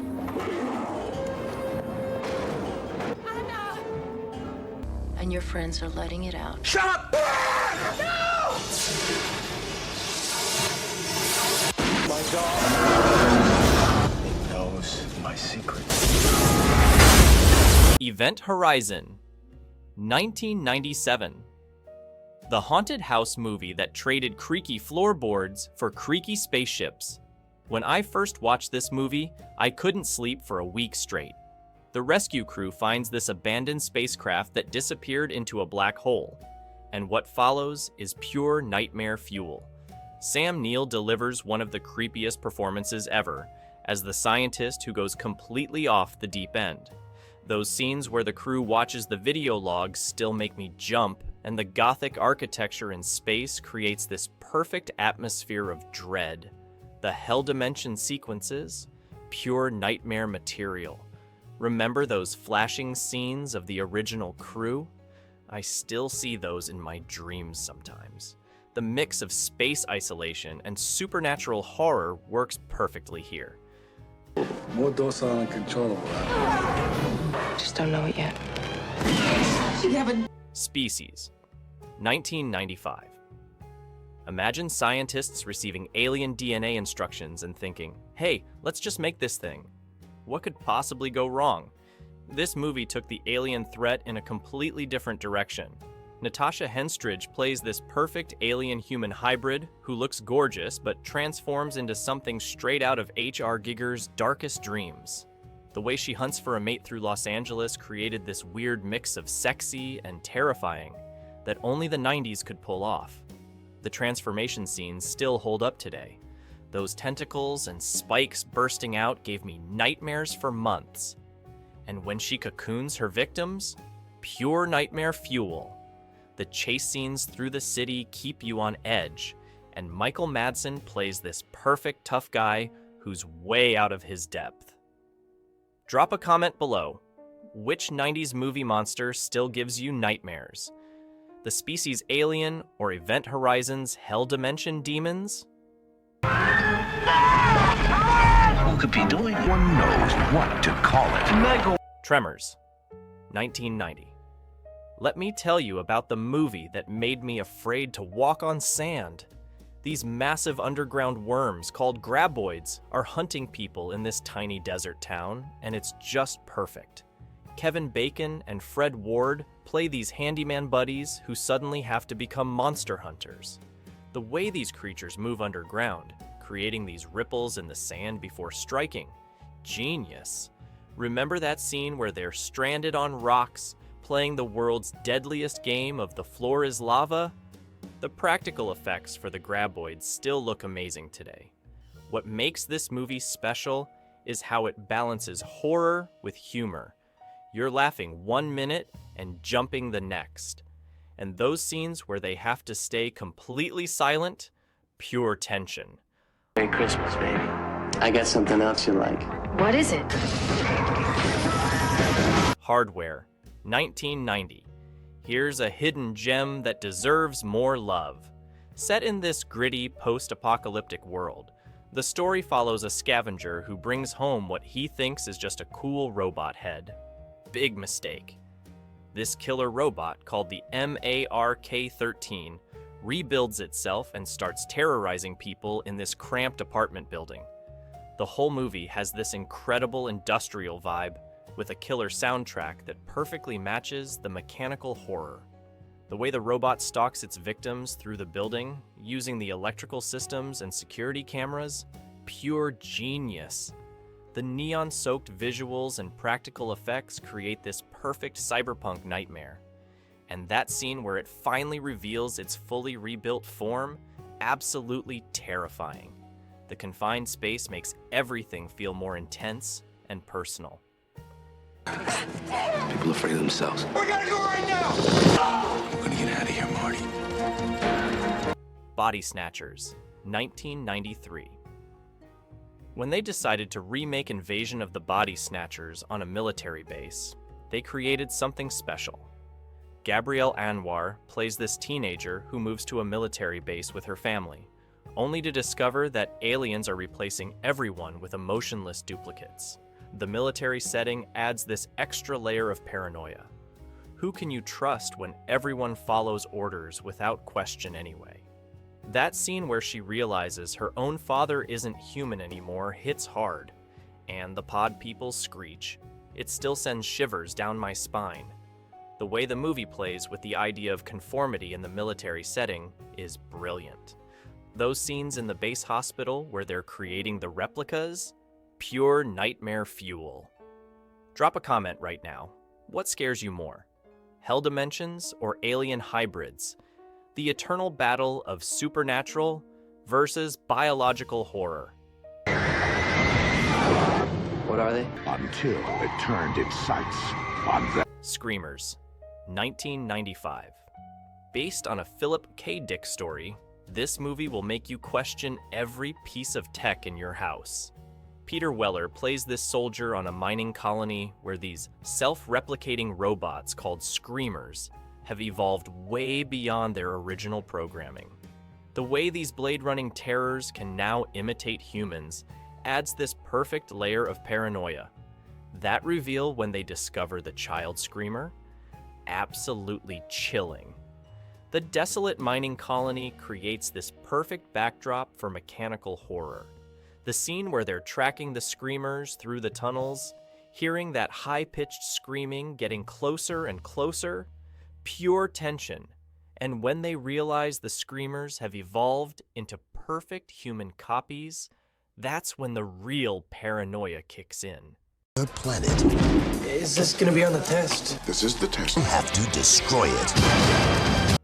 The Faculty, 1998. Robert Rodriguez brought us this perfect blend of alien invasion and teen drama. The cast is packed with 90s icons like Josh Hartnett, Jordana Brewster, and Elijah Wood, playing students who discover their teachers are being controlled by alien parasites. The way it plays with high school paranoia is brilliant, because who hasn't thought their teachers were actually aliens at some point? That scene in the locker room where they test each other with drugs to see who's human, classic. The alien designs are so creepy, especially when you see them swimming around in that tank. And Coach Willis's transformation scene still makes me squirm. The way it builds tension in such a familiar setting makes everything more terrifying. Tell me in the comments, what's the creepiest robot design from 90s horror? I bet the Screamers are high on your list. To mimic its predator, they are became human. If that thing has been around. Mimic, 1997. Guillermo del Toro's first Hollywood film, and boy, did he deliver. The story follows scientists who created genetically modified cockroaches to fight a disease, but 3 years later, these bugs have evolved into something much worse. The way these giant insects can disguise themselves as humans in trench coats is just brilliant horror imagery. Those subway tunnel scenes are pure claustrophobic terror. You'll never look at a strange figure on a dark platform the same way again. The creature designs are amazing, especially when you see their true form. That scene where they discover the insect's nest in the subway tunnel, pure nightmare fuel. And when Mira Sorvino's character is trapped in that button car, the tension is unbearable.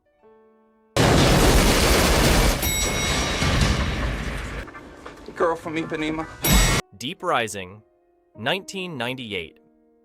Here's a movie that asks, what if we put aliens on a cruise ship? And it totally works. Treat Williams leads a group of mercenaries who board this luxury liner, only to find it's been attacked by these massive tentacle monsters. The way these creatures tear through the ship's corridors creates some amazing chase scenes. Those moments when you see what they do to their victims, keeping them alive while they digest them, absolutely horrifying. The creature effects still hold up today, and the confined space of the ship adds to the terror. That scene in the flooded ballroom where they're trying to swim to safety, pure tension. And when they finally see the full creature, it's worth the wait. The mix of humor and horror is perfectly balanced. Timir? During a transmission from the Mir space station. Virus, 1999. Jamie Lee Curtis takes on killer robots on a ghost ship, and it's as awesome as it sounds. When a crew discovers an abandoned Russian research vessel, they find it's been taken over by an alien electrical force that's building robot bodies from human parts. The way the machines start fusing with human bodies is pure body horror gold. Those scenes where the hybrid creatures chase them through the ship's corridors are terrifying. The practical effects for the human-machine hybrids are incredible. All those mechanical limbs and exposed wiring mixed with flesh, nightmare fuel. The storm-tossed ship creates this perfect haunted house in the middle of the ocean. That scene where they first encounter the automated welding equipment, pure tension. Hitting subscribe helps keep the monsters away. Well, not really, but do it anyway. Lock into the spinal column. Using us like puppets? For being minute. We've lost a town, now we've lost an army. The Puppet Masters, 1994. Ready for more alien parasites? Based on Robert Heinlein's novel, this one hits different. Donald Sutherland leads a team investigating these slug-like creatures that attach to people's backs and take control of their bodies. The way these parasites spread through the town creates this perfect atmosphere of paranoia. Anyone could be controlled. Remember that scene where they discover the whole police department has been taken over? Pure chills. The effects team did an amazing job with the parasites. They look so slimy and organic. That moment when they first see someone being controlled, moving all stiff and weird, totally creepy. And when they have to strip down to prove they're not infected, such a tense scene. The government facility sequences are shocking, especially when you see all those tanks filled with parasites. In 20 minutes. Breakers are made to be broken. Clear? If there's anything wrong with you, it's not physical. Hideaway, 1995. Talk about a wild ride.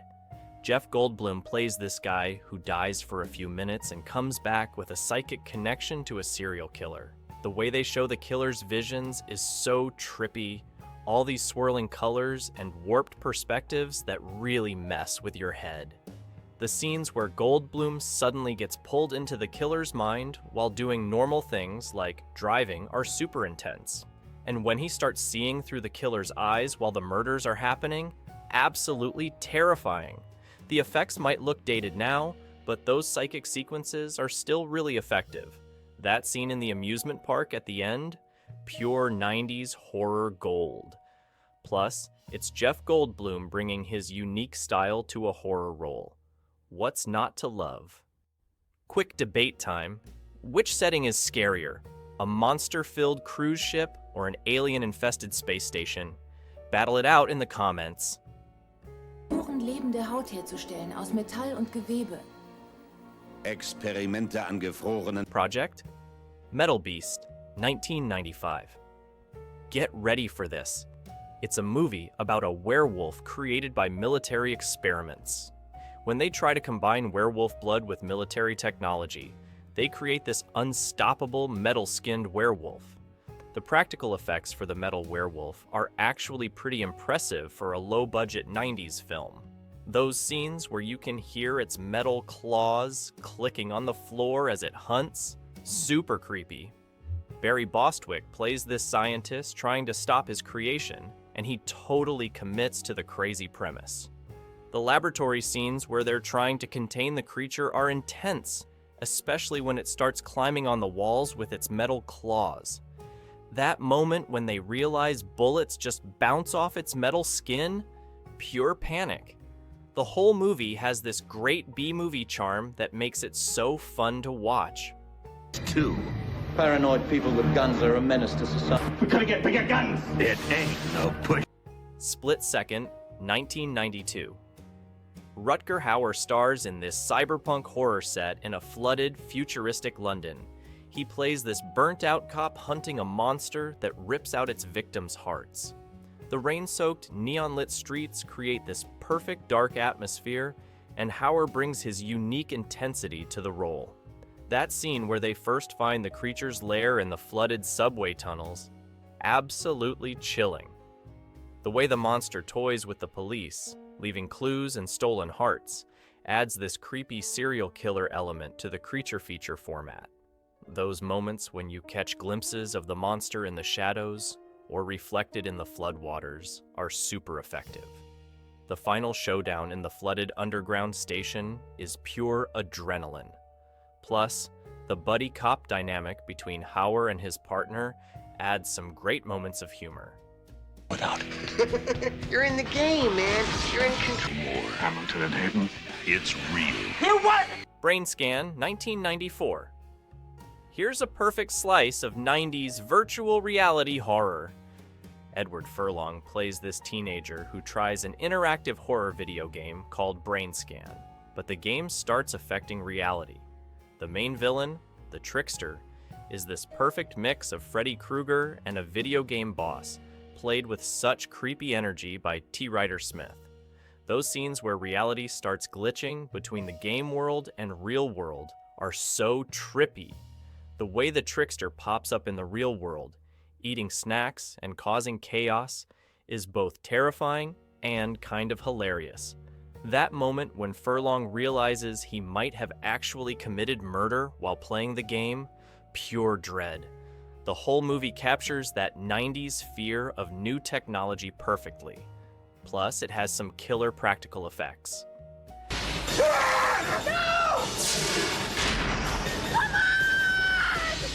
Death Machine, 1994.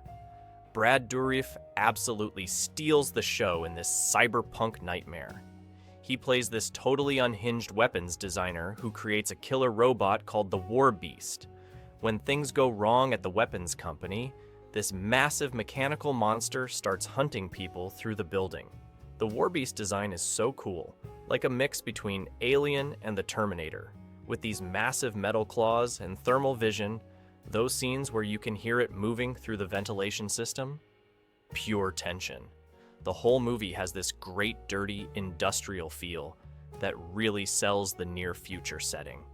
That moment when they first see the War Beast in action, tearing through security guards like paper, absolutely brutal. The cat and mouse game through the building keeps you on edge, especially when they're trying to hack the security systems. Time for a horror showdown. Who would win in a fight? The War Beast from Death Machine or the MARC-13 from Hardware? Break down your answer below. Thousands of lives in the wrong hands. Man's Best Friend, 1993. Imagine the world's smartest guard dog, but it's been enhanced with DNA from multiple predators. This movie takes our love for dogs and turns it into pure terror. Max, the genetically enhanced guard dog, starts off sweet but turns into this killing machine that can climb trees, turn invisible, and has the strength of a tiger. Those scenes where he's stalking his victims through suburban neighborhoods are so tense, you'll never look at a dog park the same way again. The way Max switches between being adorable and absolutely terrifying is amazing. That scene where he chases the cat? You won't believe what happens. Lance Henriksen plays this perfectly creepy scientist who created Max. The whole movie balances horror and dark humor in this perfect 90s way. Smash that subscribe button if you're brave enough for more horror content.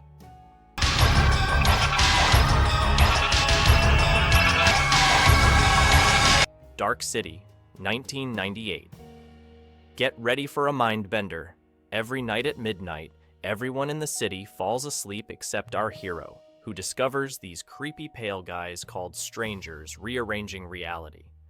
The way they show the city transforming at midnight, with buildings growing and shrinking, is absolutely mesmerizing.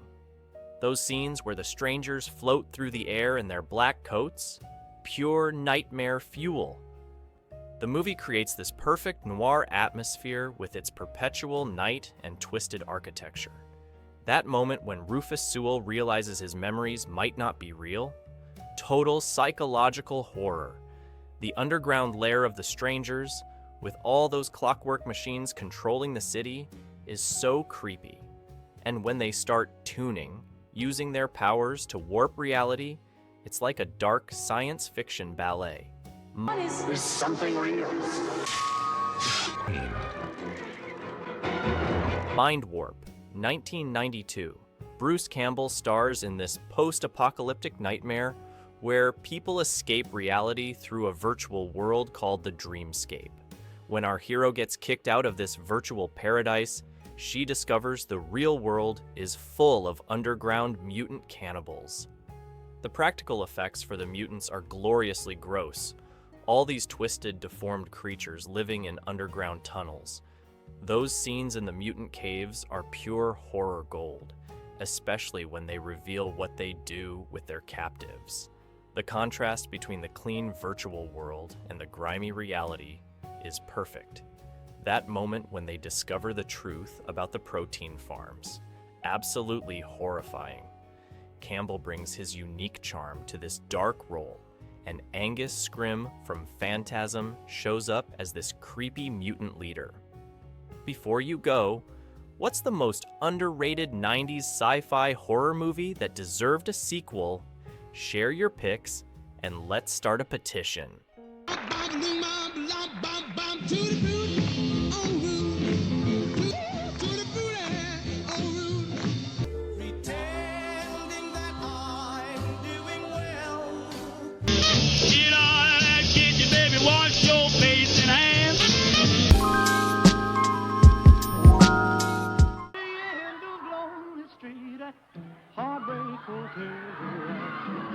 Let us begin with Heartbreak Hotel, launched Elvis Presley into stardom in 1956. The song spent 7 weeks at #1 on Billboard's Top 100. The echo effect on Elvis's voice was revolutionary for its time. Created by using a hallway at RCA Victor's Nashville studio as an echo chamber. The ghostly backing vocals and minimal piano created that lonely, empty feeling the lyrics describe. Mayborn Axton and Tommy Durden wrote this song after reading a newspaper article about a suicide note that simply said, "I walk a lonely street." That haunting inspiration led to one of the most influential recordings in rock and roll history. Tell me in the comments, which song from the 1950s holds the strongest memories for you? Maybe it reminds you of your first dance, or perhaps it was always playing in your grandparents' house. I would love to hear your stories.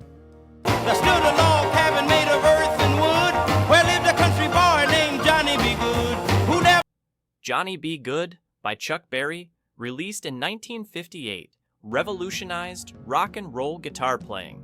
Berry created that famous intro by adapting a Louis Jordan saxophone riff to his Gibson guitar.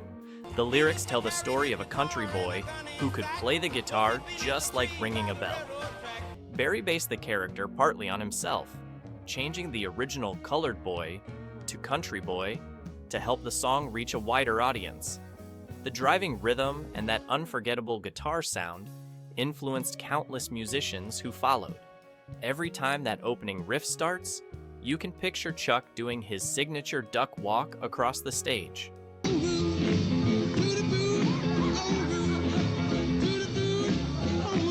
Tutti Frutti burst onto the scene in 1955, showcasing Little Richard's explosive energy.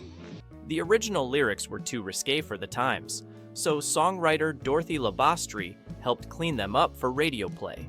That famous opening line, "A wop bop, a loo bop, a wop bum boom," came from Richard's days as a dishwasher, where he would sing to keep rhythm while working.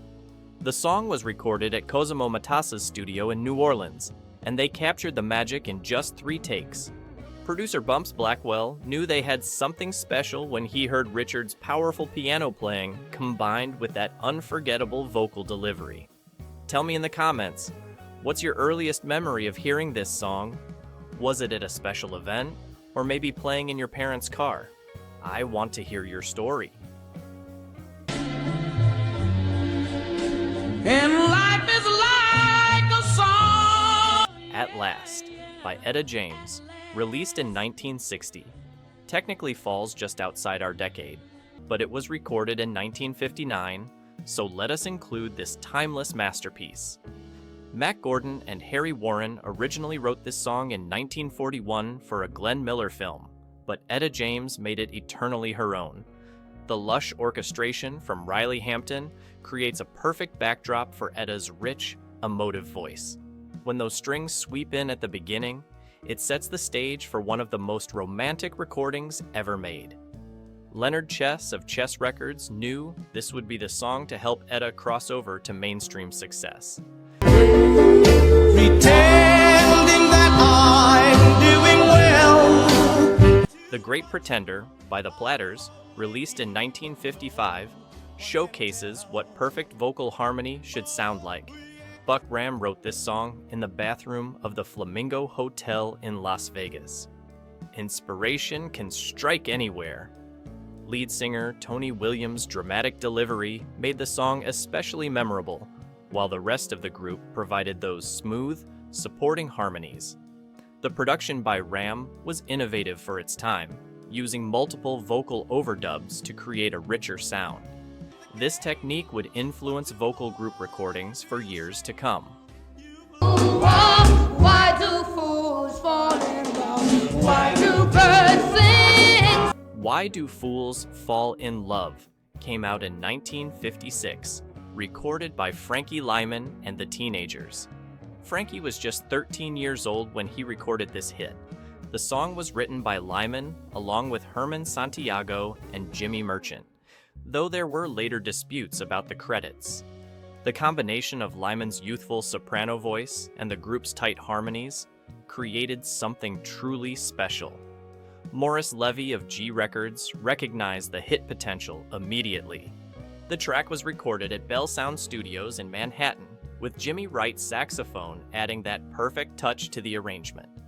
If you could travel back in time to see any of these artists perform live, who would it be? Tell me in the comments. And why that particular artist? Life could be a dream if I could take you up. Shh Boom by the Chords hit the airwaves in 1954. Though many people know the Crew Cuts cover version better, the original recording features that incredible mix of doo-wop vocals and early rock and roll energy. The song earned the nickname Life Could Be a Dream from its memorable chorus. Released on Cat Records, it became one of the first R&B recordings to cross over to the pop charts. The bouncing bass line and playful "Hey Nani Ding Dong" vocals created a fun, upbeat atmosphere that helped break down racial barriers in music, as both black and white teenagers embraced the song.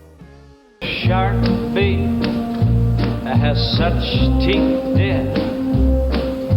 Mac the Knife by Bobby Darin, released in 1959, transformed a dark German theater song into a finger-snapping jazz standard. The song originated from The Threepenny Opera by Kurt Weill and Bertolt Brecht in 1928. Producer Ahmet Ertegun was initially skeptical about recording it, but Darin insisted. The arrangement by Richard Wess, with its building intensity and swinging brass section, helped the song spend 9 weeks at #1 on the Billboard Hot 100. Darin recorded this at Fulton Studios in New York City, completing it in just 2 takes. The way he changes his delivery throughout the song, starting cool and relaxed, then building to that energetic final verse, shows his incredible vocal control. Love me, sweetie, never let me. Love Me Tender came to us in 1956, marking Elvis Presley's second #1 hit. The melody came from a Civil War-era song called Ora Lee, with new lyrics by Ken Darby under the pseudonym Vera Mattson. Elvis recorded this at Fox Studios in Hollywood for his first movie of the same name. The simple arrangement, featuring just vocals and acoustic guitar, was quite different from his usual rockabilly style. Producer George R. Potberg insisted on multiple takes to capture the tender, intimate feeling they wanted. The song's success helped establish Elvis as more than just a rock and roll singer, showing he could handle romantic ballads with equal skill. Try to write the next line of your favorite song from this list in the comments, without looking it up. Let's see how well you remember these classics. Get out of that kitchen, baby, wash your face and hands. Shake, Rattle, and Roll exploded onto the scene in 1954, first recorded by Big Joe Turner, and later covered by Bill Haley and his Comets. The original version, produced by Atlantic Records' Jerry Wexler and Ahmet Ertegun, featured that raw, powerful R&B sound that defined the early 1950s. Jesse Stone wrote the song, though it was credited to his pseudonym, Charles E. Calhoun. Turner recorded it at Atlantic Studios in New York, with the legendary Sam the Man Taylor on saxophone. The song's infectious rhythm and playful lyrics about food and romance helped establish the foundation for rock and roll. About a Saturday night, yeah. A rough double just lashing in the tub. Splish Splash by Bobby Darin, released in 1958, was written in just 12 minutes.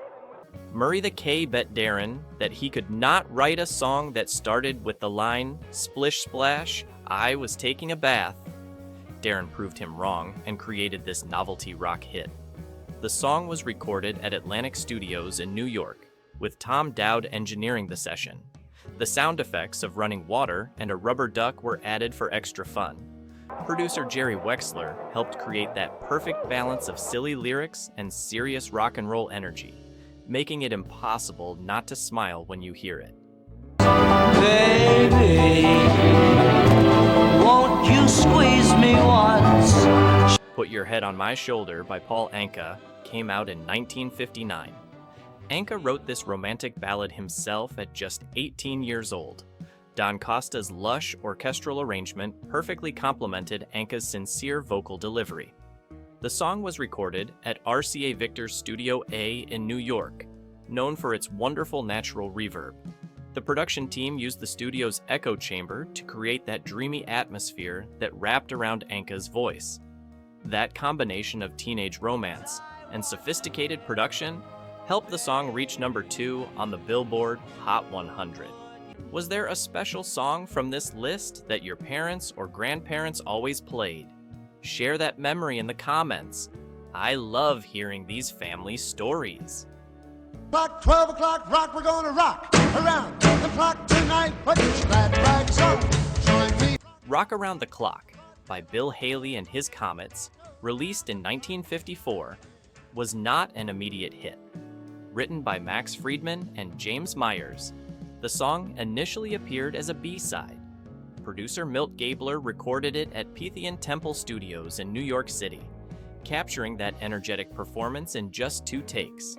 The breakthrough came when it was used in the film Blackboard Jungle in 1955. The driving guitar work by Danny Cedrone, featuring his influential solo, helped establish the song as a rock and roll anthem. The recording techniques were innovative for their time. They placed the microphones close to the instruments to capture a more aggressive sound. This approach created that powerful rock and roll energy that would influence countless recordings to follow. Too soon, my secret love. Secret Love by Doris Day, released in 1953, earned an Academy Award for Best Original Song from the film Calamity Jane. Sammy Fain and Paul Francis Webster wrote this beautiful ballad, which Day recorded at Columbia Records Studios in Hollywood. The orchestral arrangement by Percy Faith provided a lush backdrop for Day's crystal-clear vocals. The song required careful microphone technique. Day had to step back during the powerful crescendos and move closer for the intimate moments. Producer Mitch Miller insisted on multiple takes to capture the perfect balance of power and tenderness. The song spent 3 weeks at #1 on the Billboard charts, demonstrating how a Hollywood musical number could become a pop standard. If you could have been in the recording studio for any one of these songs, which session would you choose? Tell me why in the comments. Get ready now, go cat go, but don't you step on my blue suede shoes. Blue Suede Shoes by Carl Perkins, released in 1955, helped establish the rockabilly sound. Perkins wrote the song after hearing a story about a man protective of his fancy footwear. Sam Phillips produced the track at Sun Studio in Memphis, capturing that perfect blend of country and rhythm and blues. The recording featured Perkins' distinctive guitar work, his brother Jay on rhythm guitar, Clayton Perkins on bass, and W.S. Holland on drums. Phillips used his signature slap-back echo effect, created by using 2 Ampex tape recorders.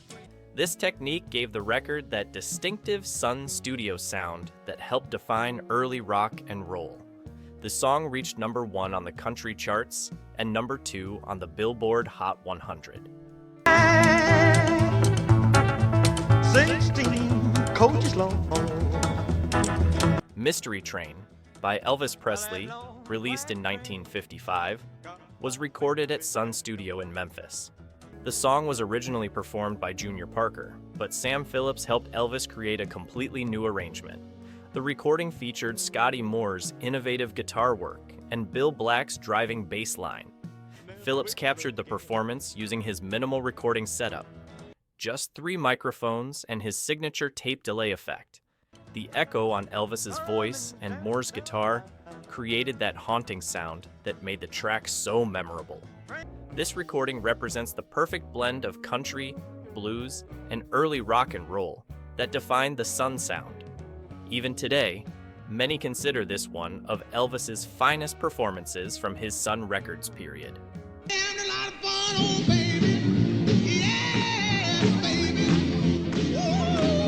Long Tall Sally by Little Richard, released in 1956, showcases the raw energy that made him the architect of rock and roll. Producer Robert Blackwell captured this explosive performance at J&M Studios in New Orleans. The song, written by Robert Blackwell, Inatris Johnson, and Little Richard, features that signature New Orleans sound with Earl Palmer's driving drums and Lee Allen's saxophone. The recording setup was fairly simple, just a few microphones positioned to capture the full power of Richard's voice and piano playing. The song's title came from Richard's childhood memory of a tall woman who used to carry moonshine in her long coat.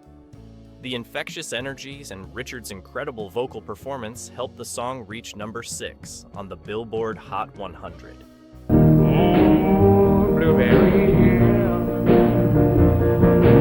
Blueberry Hill by Fats Domino, released in 1956, was not a new song when Domino recorded it. Written in 1940, it took Domino's unique New Orleans rhythm and blues style to make it a classic. Producer Dave Bartholomew recorded it at Cosimo Matassa's J&M Studios in New Orleans, using the studio's natural acoustics to create that warm sound. Domino's rolling piano style and gentle vocal delivery transformed the song into something special. The arrangement featured the perfect blend of saxophones, with Herbert Hardesty's tenor sax solo becoming a memorable part of the recording. The song spent 11 weeks in the Billboard Top 40 and became one of Domino's signature performances. Which of these songs do you think has had the biggest impact on today's music? Make your case in the comments.